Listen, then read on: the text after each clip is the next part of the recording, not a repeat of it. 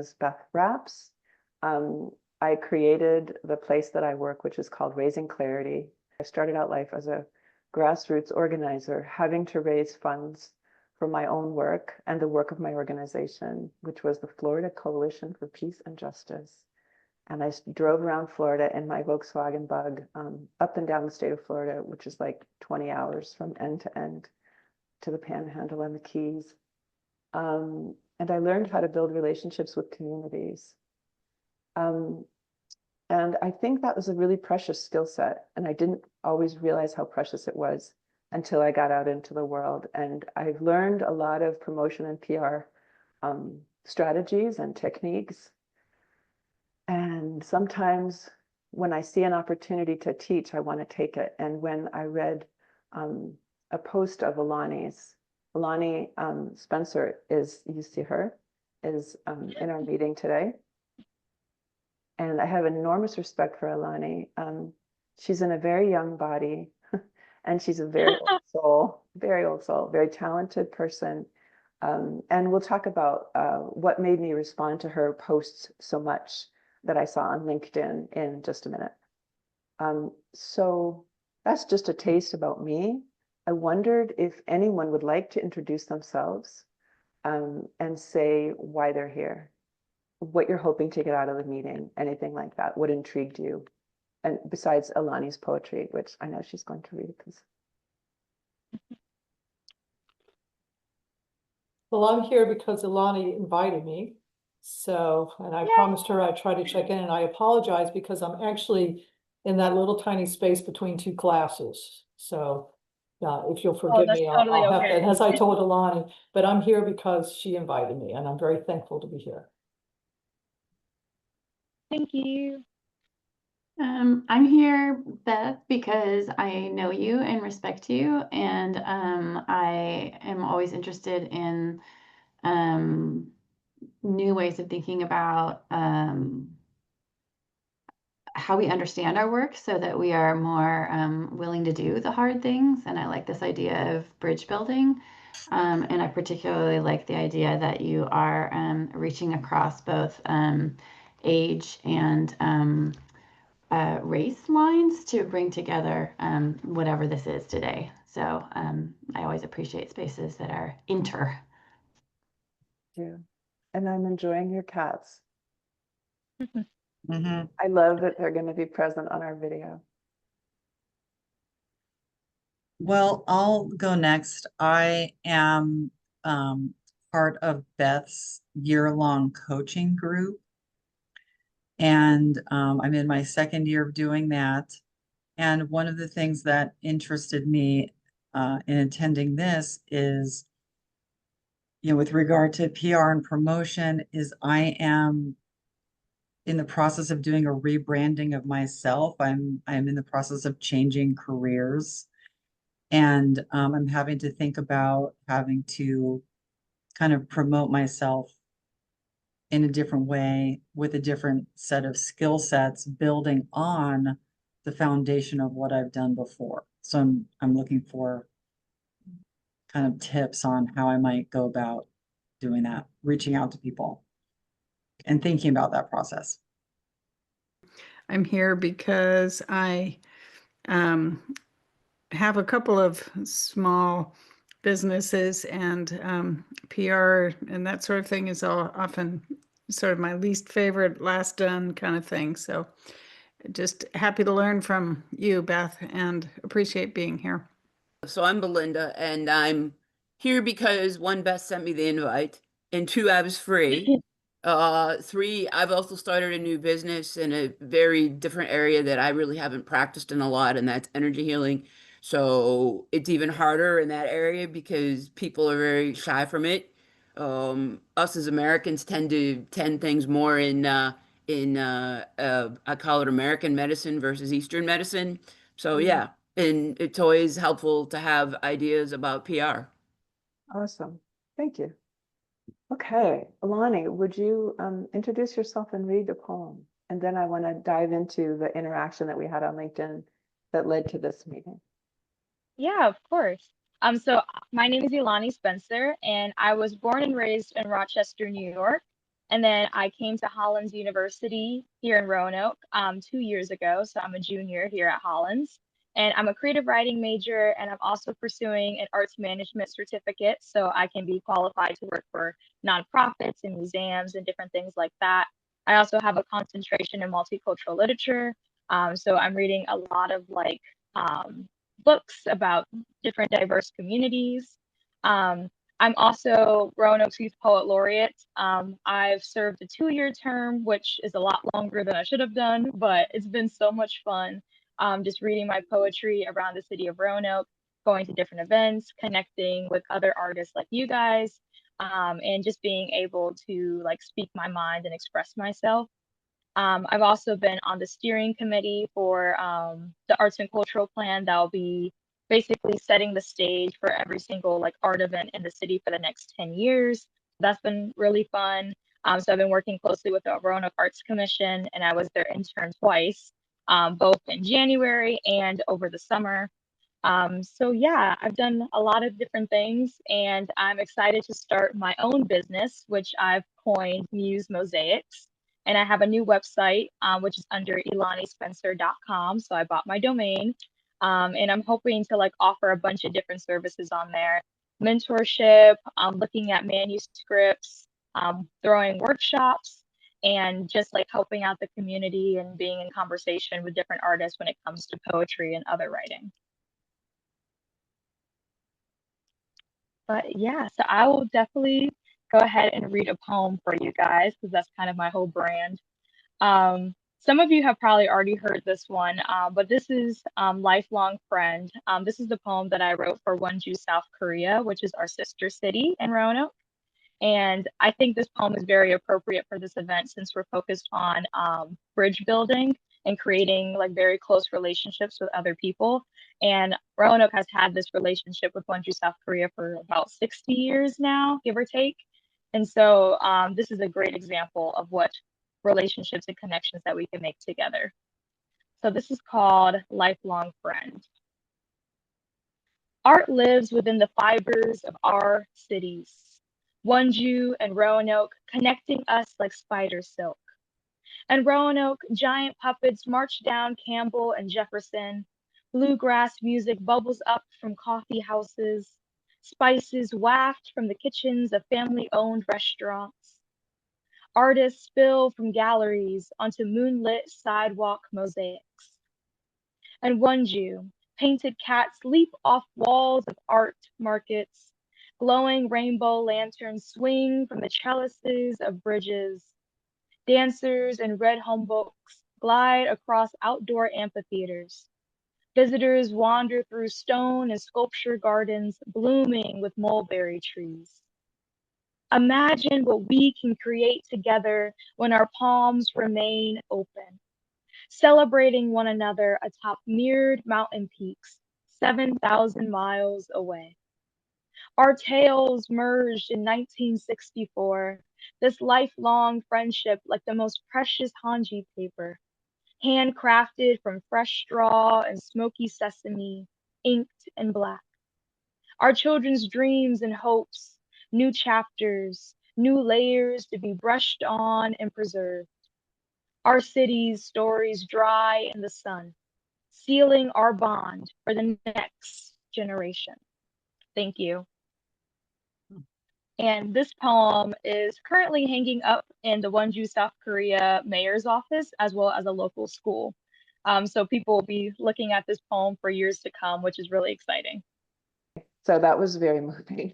I read it a long time ago, but it's like a completely different thing hearing you speak it. Oh, thank you. Yeah, I'm going to pull myself together here and ask you if you would talk for a bit about the Veterans event. And I want to interview you about the Veterans event. There was an event that you did that was intended for veterans. Tell me the name. Yeah, so it's the Veterans Poetry Project. And actually, Mattie Quesenberry, she was a part of the whole process. She got a grant, was it? From the American Poetry Academy, I believe. Is that correct? Yes, the Veterans Poetry Project is called Perseverance and Resilience, supporting veterans through poetry. And that project was picked up by the Academy of American Poets Laureate Fellowship Committee and provided with a $50,000 grant to, they looked at my poetry as well, but they also funded this. So I worked with 5 contributors and we put that project together. And one aspect of the project is having local workshops, 3 workshops per region of the state of Virginia. And Elani has been participating in the workshops and facilitate. She designed a workshop in Roanoke. So you got there and you wrote a really inspiring post about how there weren't, I don't know, any people or very few people who came. Yeah, there's actually 0 participants. Yeah, and that's unfortunately. totally been there, absolutely been there. And what I wanted to talk about was the relationship building. So I don't know how much of the PR and promotion you did, but I saw some of it. Like you did, you know, you have a LinkedIn channel, but as folks have heard, you have an immense amount of stuff on your plate. You're not a veteran yourself. How strong were your relationships with the vet community, the veteran community at that time? I would say the connection was very weak just because I did my workshop pretty quickly because I knew the farther in the semester that I got, the busier I was going to get. Like, I just got out of midterm, so I wanted to do it as quickly as possible so that way I can put all my energy into it.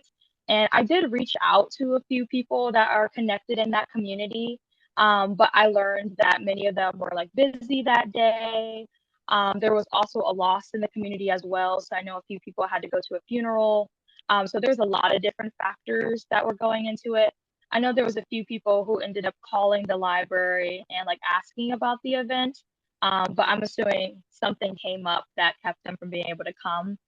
I also had like a Google form that I was sending around. I posted it on my Instagram, my LinkedIn. I also like reached out to Douglas C. Jackson, the arts and cultural coordinator for Roanoke, and had him put it in the arts and cultural newsletter. So that was in there. And I also did like a press release as well, with a few of like the local like news stations. So there was a lot of different like things going around. I didn't really market it on campus much, but thinking back, I probably should have because I'm sure there was some people who had like family members who might have been able to come. I know a few of my friends now that they had like their parents or maybe an uncle and aunt who was in the military.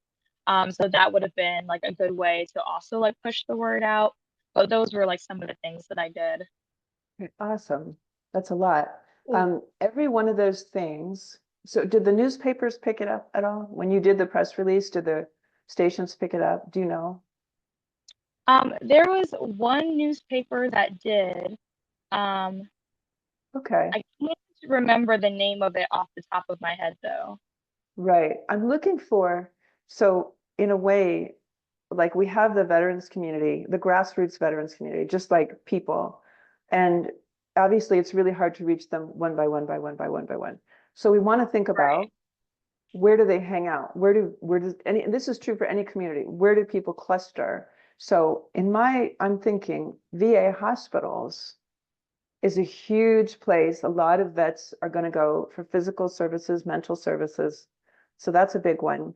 And then I don't know too much, but like I know about like meeting halls, you know, places where my life has intersected veterans' lives, which is very small. So if I'm organizing the veterans community, I need to know individuals, but I also need to know, and it may be from those individuals, where do veterans cluster? I mean, if I really didn't know anyone, I'd probably do a search and I'd look at organizations and then I'd try to find the biggest ones because I want to reach the most people.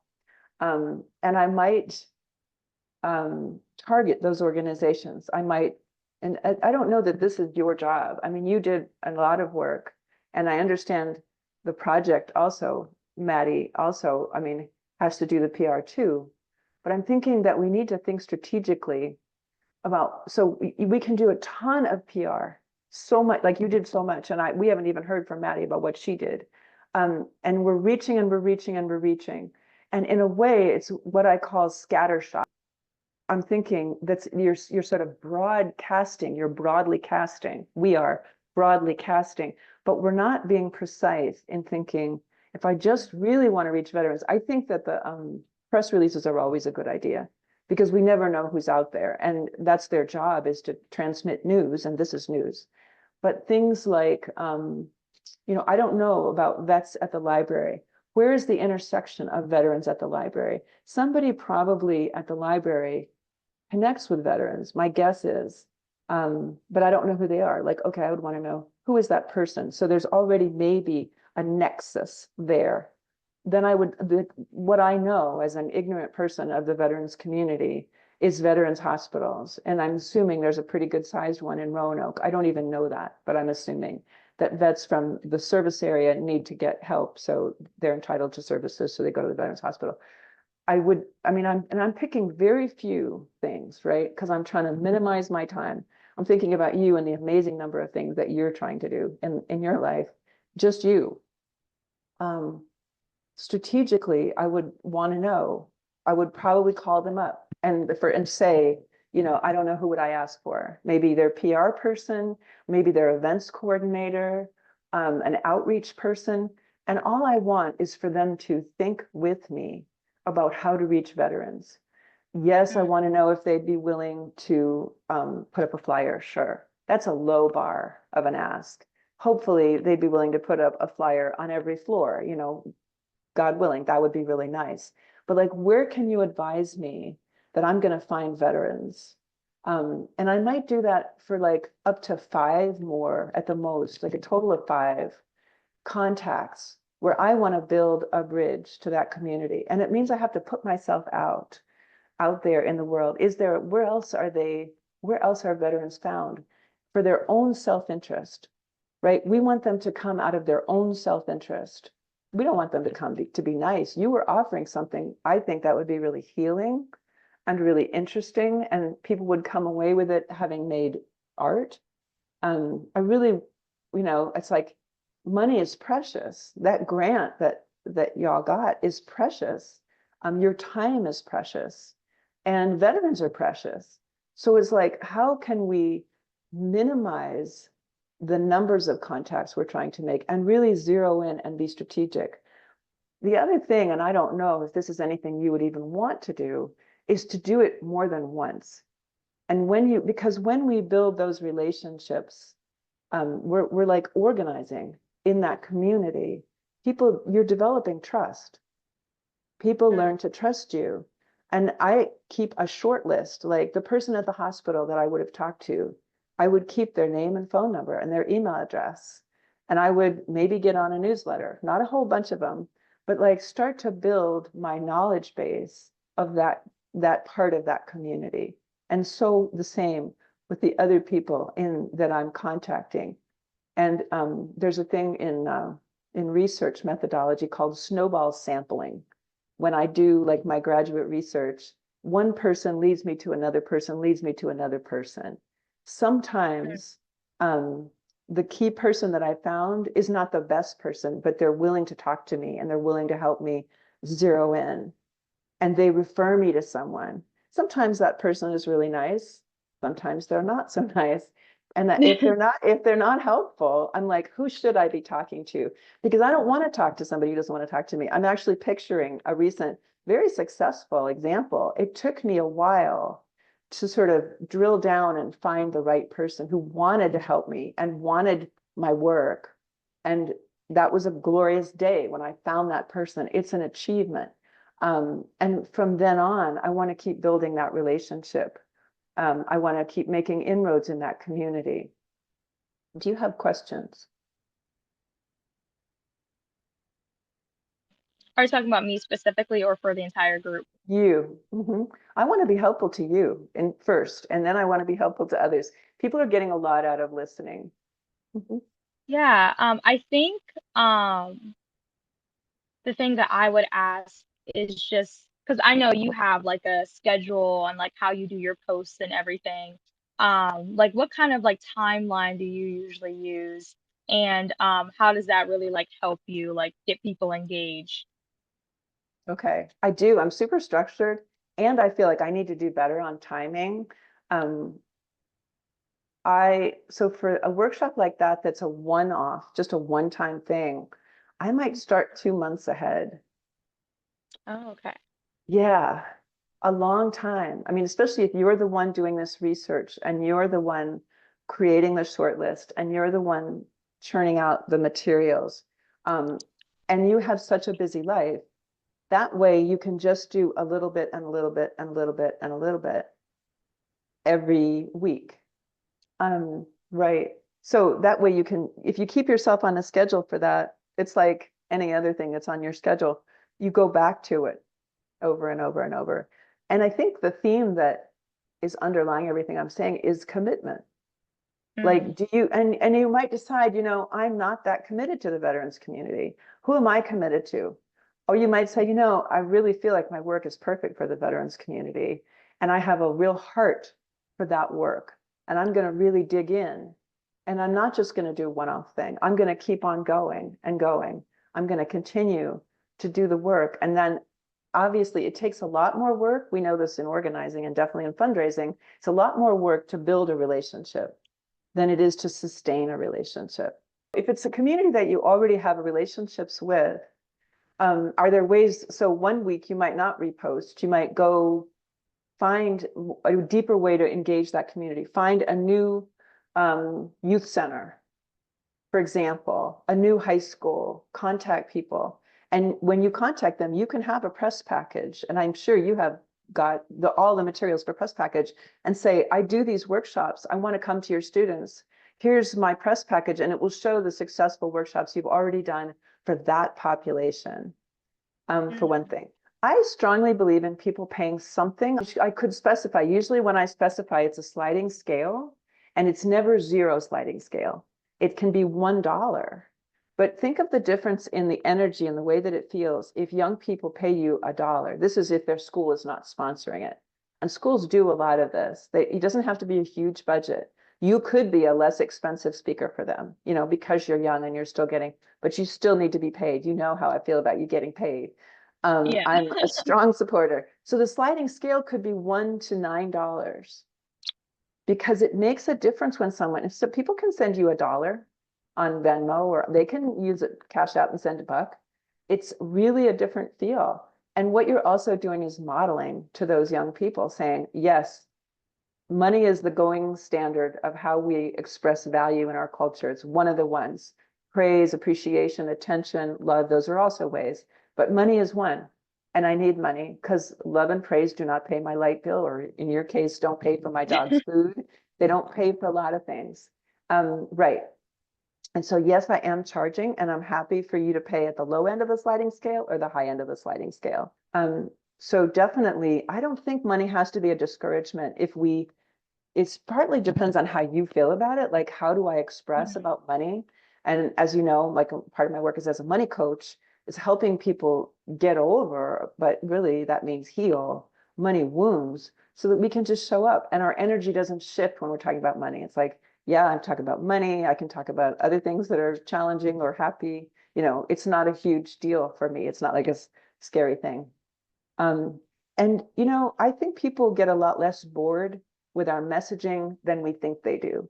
I think people do need to see things. But when I say 2 months, it's for something like making inroads into a community where you have no connections. So you're calling the hospital, you're calling a community center, you're starting to build relationships. I certainly don't think 2 months to promote something where you already have the relationships is necessary. I would say maybe 3 weeks, 2 weeks. Depends on how big of an ask it is too. If it's a 3-hour workshop, people need to have time to fit that into their schedules. That's what I'm thinking. Right. But if you're excited about the relationships that you already have and you want to deepen them, I think you should go for it. And only in that case, if people are offering, to pay you to do something different, would you worry about that? And I think really just go for it. I want to open the discussion up, but I don't want to leave you with any like lingering feelings. I think I also really loved your post because you were really wrestling with feelings of failure. You were feeling like I didn't do something right. And I think that what I'm talking about in this workshop is how to try it differently. And I really appreciated your post. It's like, it's, you know, you framed it in a really empowering way. And I also believe, like, there's a phrase, a Sufi finds joy in sudden disappointment.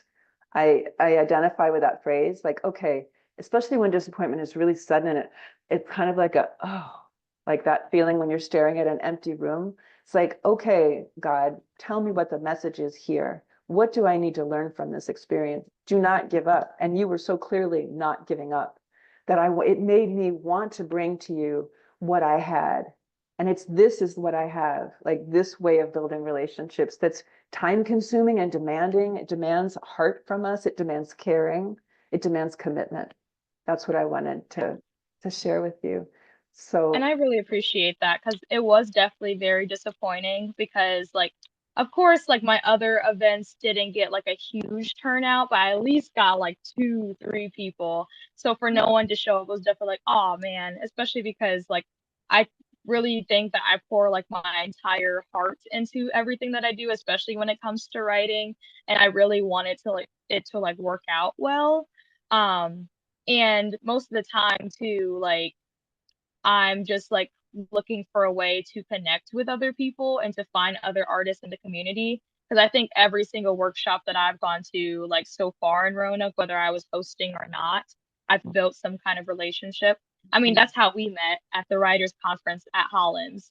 And so I think when I was like thinking about posting that, I was like, I know other people have gone through this same thing. And so it was kind of like an impulse post. I was like, let me just do it. Like, who knows what's going to wow. come out of it? Like, I didn't want it to seem like a sob story. I didn't want people to be like, oh, that poor thing. Like, but I really just wanted them to see, like, hey, like, I go through the same thing constantly, despite the title that I have in Roanoke. Didn't come across as a off the cuff post. I felt, well, I mean, you're a wonderful writer. It just felt really like a gift to other people. That's good. Cool. Thank you. So I want to invite other people who have a question, taking off from what we've said or in a different direction. If you're looking at, you know, using what you're learning here, but doing something different with it, please feel free to speak up.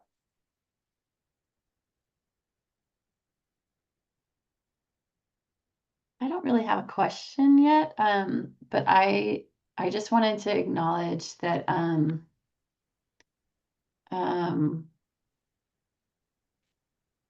there's a lot of like lip service talk about failure and about being willing to fail and the value of failure and what we what we learn from it. And I mean, as I'm listening to all this, I think like failure seems like kind of the wrong word to use to describe your experience. I mean, you didn't fill a workshop, and now you're in this circle getting all kinds of advice and information. And what I'm hearing, actually is that you're also part of what you learned from this experiment, and I think experiment's maybe a better word, is that this isn't really an audience that like really, really pull, that you feel really deeply connected to right now. And I think that also probably is part of why it didn't, fill, because it's not, it's not completely aligned with where you are right now, and it could very well be something that you return to. But I think that willingness to go forward, to put all the effort in. I mean, and you put so much effort in. I mean, that is like also very inspiring to hear, like, wow, like you were really willing to do this and this and this and this and this, like alongside your very, very full life. So I don't think I have a question. I just kind of needed to like process through what I just saw to be like, wow, okay, I am inspired too. And I also can put something out that may not fill or, or happen at all. And there's so much learning there. There's so much wisdom that comes from experience too. So I just want to thank you for giving us this opportunity to learn from you. Yeah, thank you.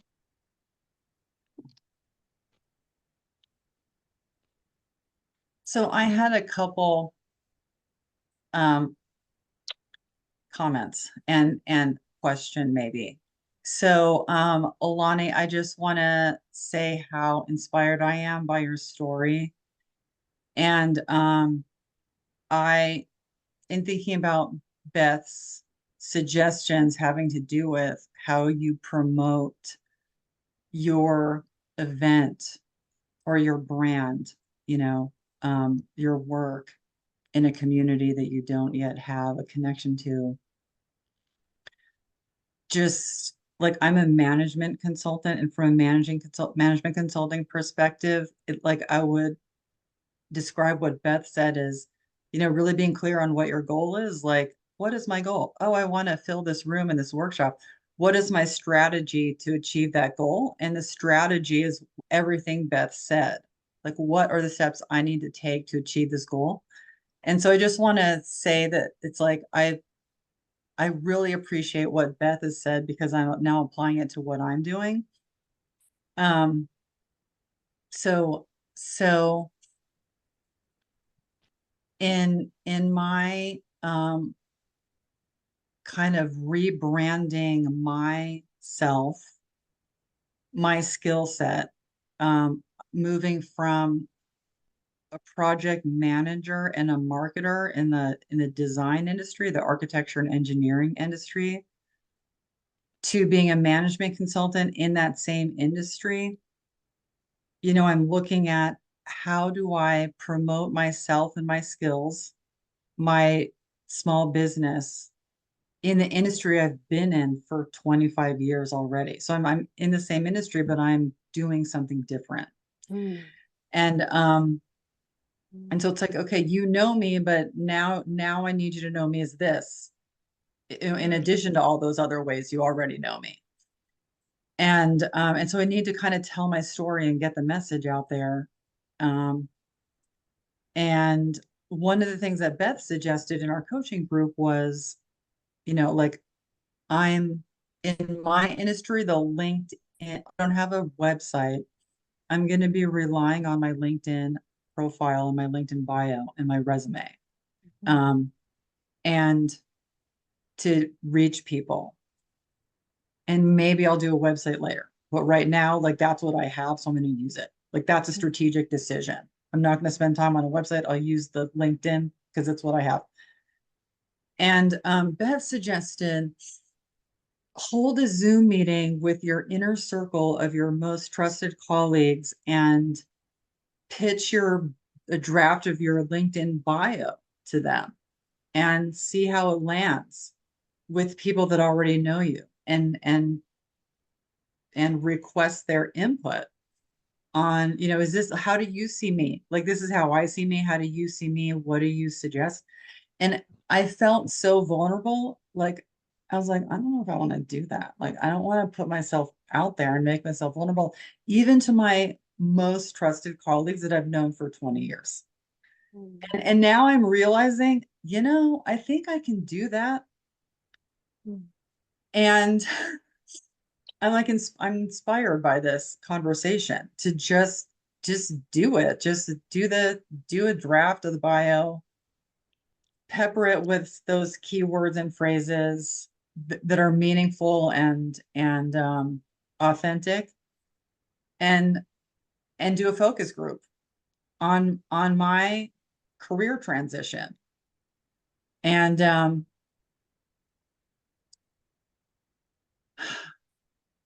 so I don't know if there's a question at the end. It's just that it's just that I'm inspired. And I think the question is, okay, from a focus group perspective, what questions would I ask?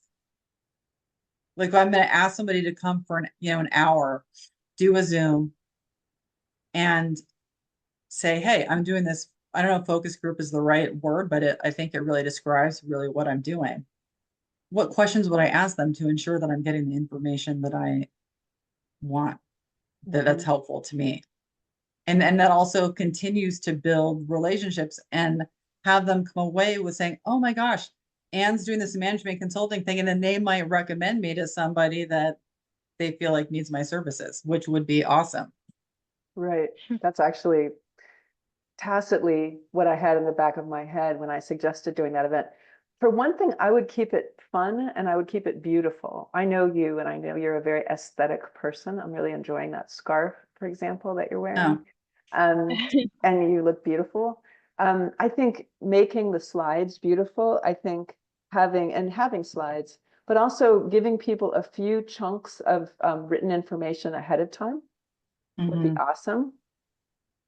So I would be curious about doing that. You could put it up on a Google Doc. You could send them an invitation, make an invitation, and in the invitation say, here are the things I want your responses to. We're going to have a good time with this. You're going to get to meet some of my inner circle. Like, people may not know each other in your inner circle, but you are really tight with a few people, like certain people. And they're really good people, and they're good people in your field. It does mean that you're going to have to do some thinking ahead of time. Like, what is the story? So you've known me this way for 25 years. How is what I'm doing building on all of that and superseding it? Because now I really want them to think of you in this other way. And we're mammals. Like, we like to think that we're just brains on a stick, out here in the cyberspace. But we're like bodies. We're very mammalian, and because we're mammals need to sort of touch and smell and experience. So as much as possible, you're giving them an experience of you on at this Zoom meeting. And I would keep it pretty short. But yeah, I'm thinking, how can you really, some of it is going to be in writing, but some of it's really going to be how you introduce yourself. And what's the kind of quick story, fairly short story that you're telling about all this. And I want to, for me, I want to hear passion and excitement. I definitely, if there's any desperation or sadness or other reasons that you're making this choice, which I don't think there are, but in some cases, like there might be, it's like, no, none of that is actually very motivating. This is what's motivating is I'm at the pinnacle of my career and I've decided to move in this direction, much more masterful direction, frankly, because I know a lot more than I've been able to express about this area, architectural and industrial engineering. And these are my preferred clients. I also want you to narrow it down for people. And you have that written already. You're really starting in your work in our group to drill down. And again, that's where it gets to be community organizing. These are the communities I'm really excited about working with. These are the kinds of people, ethical people, joyful people, respectful people, people who themselves are doing really good work. I just don't need anybody else. Yeah, I know there's all kinds of other people out there. I don't want to work with them. Here's who I want to work with. And I want your help helping me reach those people. So that in that sense, you're an organizer for yourself in those communities. You're a community organizer. And some of these people in your inner circle are like on your key list because they're kind of like organizers also. You're asking them to help you organize. Yeah. Yeah, and it gets at what is the target market, which is what we're talking about with Elani. Like, who's her target market? Who is she? Who are her people? Who's her community that she's marketing her services to? And I think it's so important to really be clear on that. Who are we excited about? Yeah. Yeah, which has taken me a little while to figure out just because I've taught workshops for almost all ages. I've taught like 7 all the way up to like 70. And so and I was passionate about like all the workshops that I did with all ages. But I think now I'm more focused on young adults, and that became more clear to me after doing I think it's called Lycée Day at the community high school. And just seeing how excited those high schoolers were about poetry. And one of the students came up to me after class and showed me her slam poetry video from over the summer. And so it was just really cool to see like how like engaged they were and how like they were passionate about it. And they actually like overfilled my class because I was only supposed to have 10 students and then I got like 13. So that was really exciting for me. Yeah. Wow. So it confirms some things. Yeah. Very much so. And high school students are they're so in need of real connection, like authentic human connection, and with adults that are not their teachers and not their parents.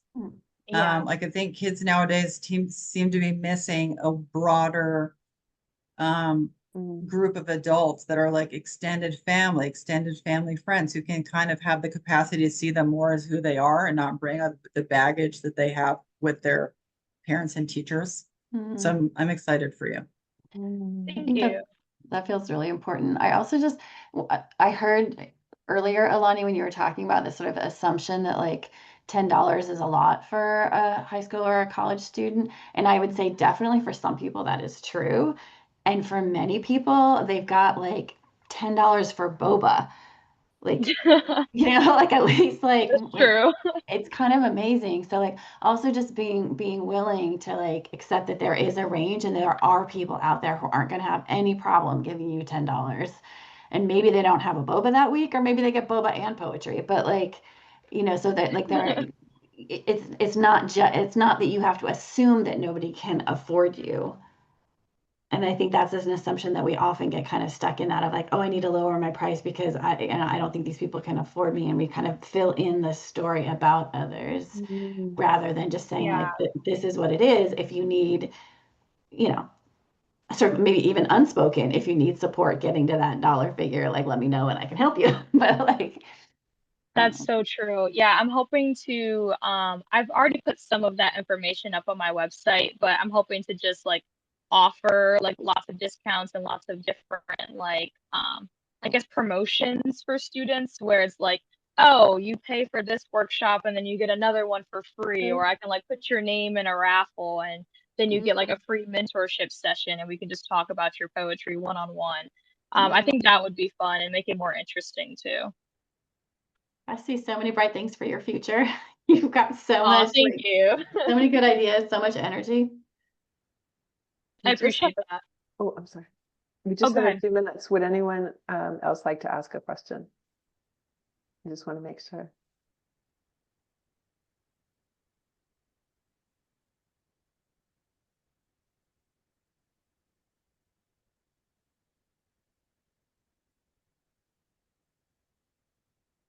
I love that silence with people. It's a little awkward, but people are thinking.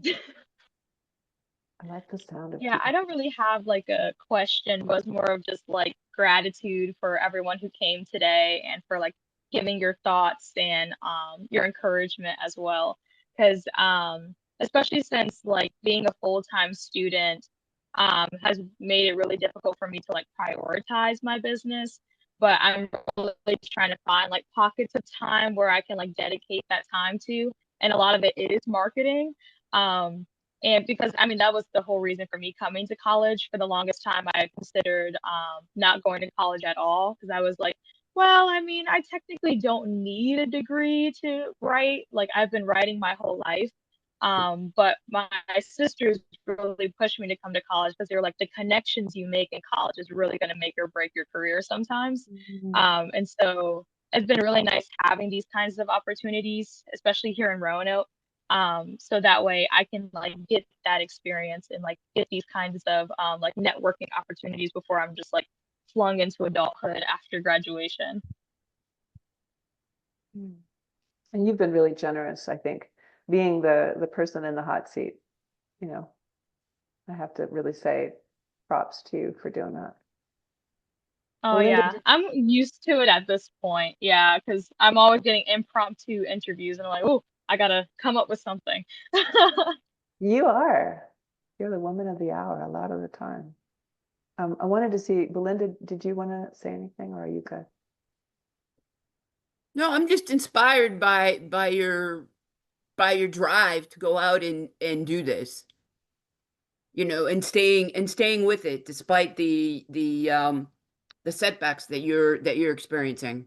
And to be doing it as young as you are, that's the key. Yeah, thank you. Yeah, because I've heard so many people like say like, "Oh, I wish I started sooner." Like I wish like I just like jumped on it as soon as I was your age. So like I took that advice and I was like, maybe I should start now. Very good. Because I keep saying like, "No, like I'm gonna become a business owner. I'm gonna become a business owner." But then I was like, why don't I just be a business owner now? That's so Yeah, great. because I really want to like build generational wealth and like help out my mom and my sisters and like just like be able to like pass down a legacy and just like keep that going. Because my family like used to like own like an Airbnb business. My grandfather had like Spencer's carpentry in Rochester, but like all those things kind of just fizzled out after a while because no one really wanted to keep up with it. And so I was like, oh, well, I mean, I should do something that can like keep us going. Wow. I love hearing that. Yeah. Well, I'm happy to end a minute early if people are good.